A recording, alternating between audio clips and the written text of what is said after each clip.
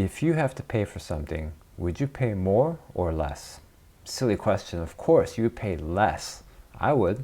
And that's what a group of homeowners in St. Louis, Missouri said too when they found out that the real estate agent they hired to sell their house, part of the fee they paid their agent went towards paying the buyer's agent. And so these homeowners thought, wait a minute, why am I paying for the buyer's agent? Why can't the buyers pay for their own agent? I had to pay more commission so that part of it could go to paying the buyer's agent? This doesn't make any sense. That's what the recent NAR, the National Association of Realtors settlement for $418 million was about.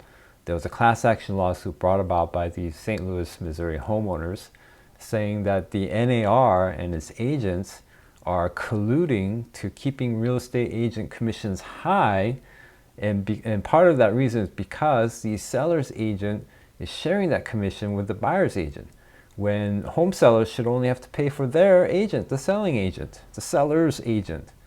So part of the settlement, not only is it to pay $418 million to homeowners who sold their house in the St. Louis, Missouri area between 2014 and 2015 using certain brokerages and MLSs, but there are also some rule changes to the MLS, not just in St. Louis, Missouri, but nationwide for all MLSs, and thereby all realtor members who use the MLS to sell their clients' homes, and for MLS realtor agents who use it to find homes for their buyer clients. Here are the changes.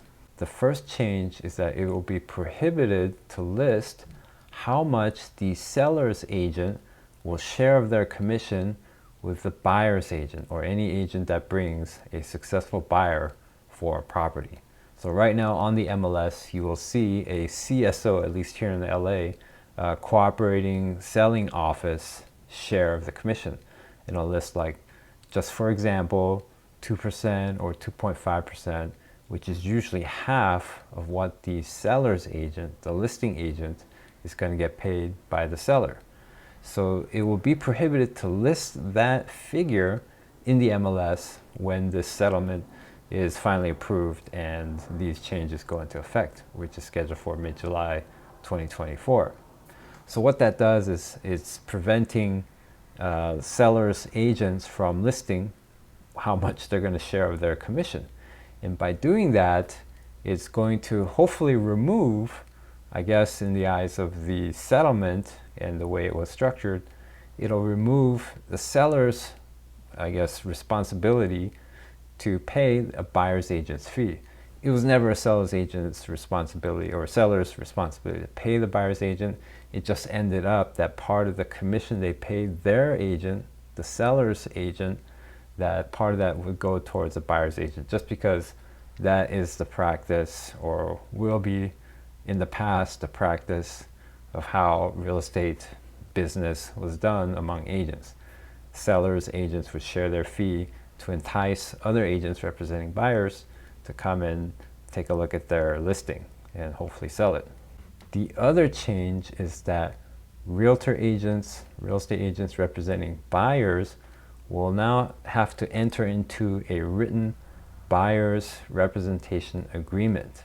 So this buyer's representation agreement has always been around and has been in use, but a lot of times never was really put into place with agents and their buyer clients, just because you don't really need to have that in order for a buyer's agent to get paid.